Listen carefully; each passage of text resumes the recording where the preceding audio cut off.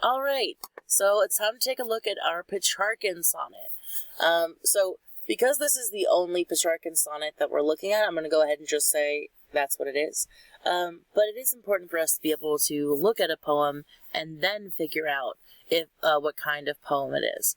So first of all, we already know that sonnets all have 14 lines, so the first thing we should do is count 1, 2, 3, 4, 5, 6, 7, 8, 9, 10, 11, 12, 13, 14. All right. Congratulations, folks. It's a sonnet. So there are other things to it than that. So let's go to our Poetry Bootcamp packet and make sure. So aside from having 14 lines and being iambic pentameter, the specific requirements of the Petrarchan sonnet, again, are the rhyme scheme for the first 8 lines, which is called the octave, A, B, B, A, B, B, A.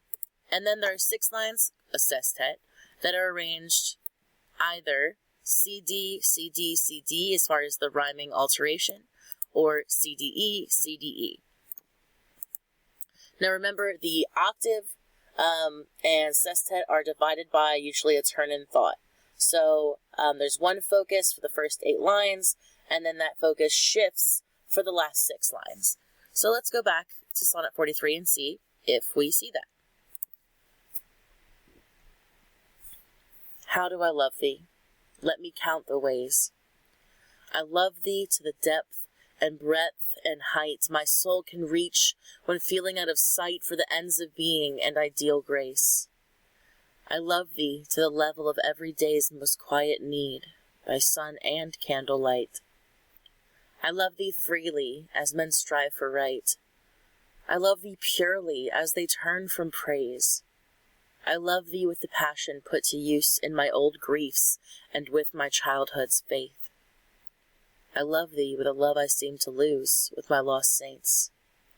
I love thee with the breadth, smiles, tears of all my life.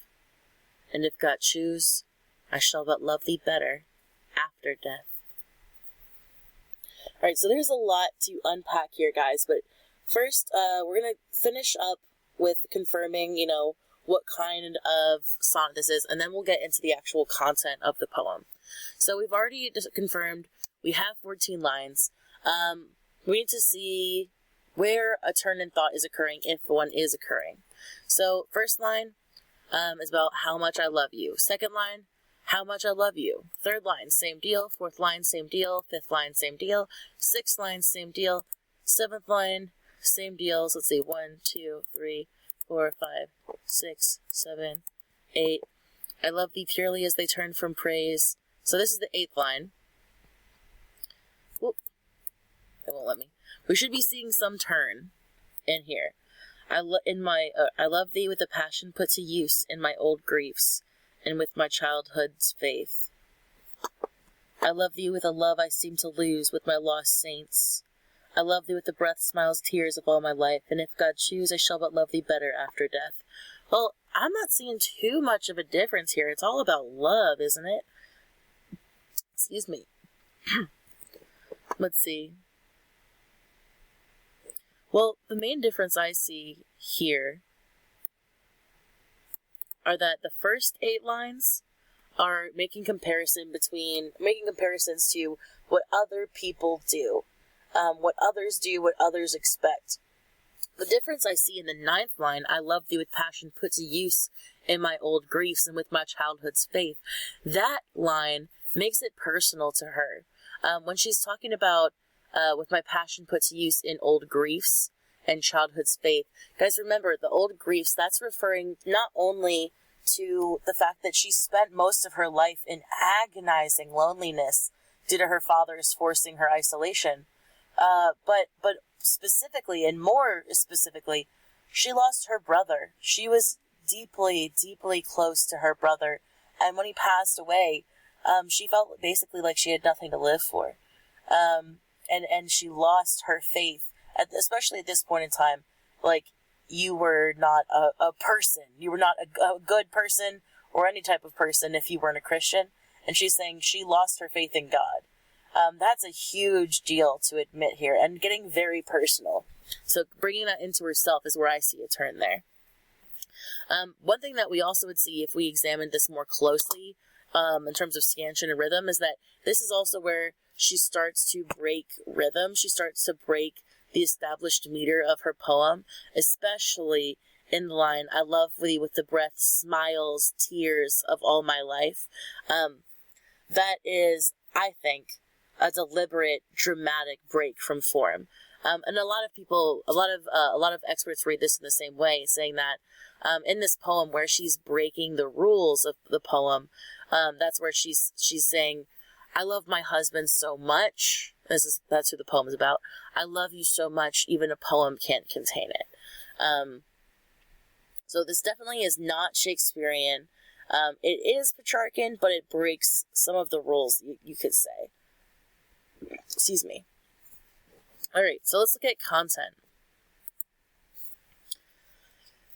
How do I love thee? Let me count the ways. That's pretty straightforward. How much do I love you? Let me tell you. Let me tell you.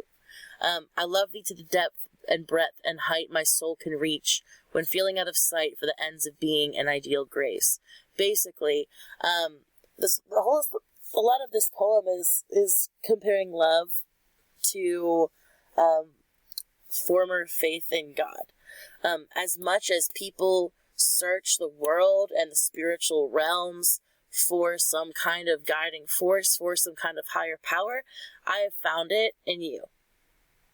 Seems dramatic, but guys, remember, again, agonizing loneliness. When you go from agonizing loneliness where you think you'll never have anything but that, to love.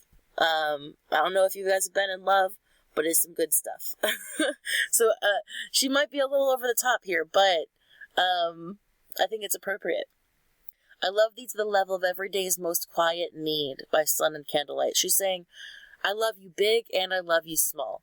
I love you as much as people can search the world for God, and I love you in the quiet, small ways. By sun and candlelight. I love you in the daytime and the nighttime, all day, every day. I love thee freely as men strive for right. I love you through my own free will.